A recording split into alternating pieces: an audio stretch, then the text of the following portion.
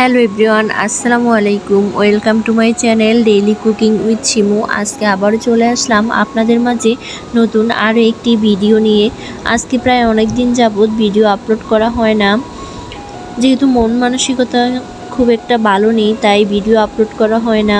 আমার ছেলেটা খুবই অসুস্থ, ওর জন্য সবাই দোয়া করবেন।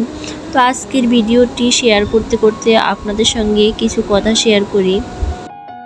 আসলে আমাদের মেয়েদের আজকের এই সমাজে বেঁচে থাকাটাও অনেকটা কঠিন মনে হচ্ছে। তবে কিছু কিছু মেয়েরা আসলে খুবই ভালোভাবে সুন্দরভাবে জীবনযাপন করছে, আর কিছু কিছু মেয়েরা সবসময় শুধু মানিয়ে নিতে নিতেই তাদের জীবনটা শেষ হয়ে যায়। আসলে মেয়েদের জীবনে বিয়েটা হচ্ছে একটা লটারির মতো। যদি সঠিক জীবনসঙ্গী পাওয়া যায় তাহলে সে জিতে যায়, আর যদি সঠিক জীবনসঙ্গী না পাওয়া হয় তবে সে হেরে যায় সারা জীবনের মতো। তাকে শুধু অবহেলা এবং স্যাক্রিফাইস করেই সারা জীবন কাটিয়ে দিতে হয়।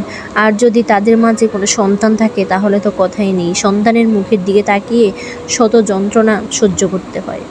আর কিছু পুরুষ যখন দেখে যে সে তো আমার সব কিছু সহ্য করতেছে, তখন সে মাত্রাটা আরও বাড়িয়ে দেয়।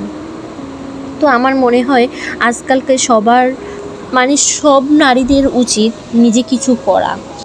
এই সমাজে সুন্দরভাবে বেঁচে থাকতে হলে নারীদের সত্যিই নিজে কিছু করা খুবই দরকার। কারণ এই সমাজে কিছু পুরুষ আছে যারা স্ত্রী সন্তানের বেলায় অবহেলা লাঞ্ছনা করতে একটুও দ্বিধাবোধ করে না, অথচ তার পরিবারের বেলায় দিব্যি সে সমস্ত আবদার পূরণ করে, সমস্ত চাহিদা মেটানোর চেষ্টা করে, কিন্তু স্ত্রী সন্তানের বেলায় সে অক্ষম। নিজেও চলে খুবই সুন্দরভাবে, পরিবারের সবার দিকে তাকিয়ে থাকে, সবার খেয়াল রাখে, শুধুমাত্র স্ত্রী সন্তানের বেলায় সে নিষ্ঠুর হয়ে যায়। আর এই ধরনের পুরুষ যাদের জীবনে আছে তারা বেঁচে থেকেও যেন জিন্দা লাশ হয়ে বেঁচে আছে। তো আমি বলবো সমস্ত নারীদের উচিত নিজে কিছু করা। তো এভরিওয়ান, আপনারা যারা আমার চ্যানেলে নতুন, যারা ভিডিও দেখেন কিন্তু সাবস্ক্রাইব করেন না, লাইক কমেন্ট করেন না, তারা অবশ্যই চ্যানেলটি সাবস্ক্রাইব করে দিবেন এবং ভিডিওটিতে লাইক কমেন্ট শেয়ার করবেন। এখন থেকে চিন্তা করেছি কারোর জন্য মন খারাপ করে আর বসে থাকবো না। নিজের জীবন নিজেই গুছিয়ে নিতে হবে।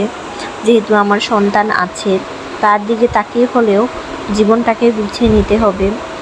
সে যদি আমাকে ছাড়া বা আমার সন্তানকে ছাড়া ভালো থাকতে পারে, তবে আমি কেন পারবো না? সে দিব্যি তার জীবন কাটাচ্ছে সুন্দরভাবে, অথচ আমরা কেন পারবো না?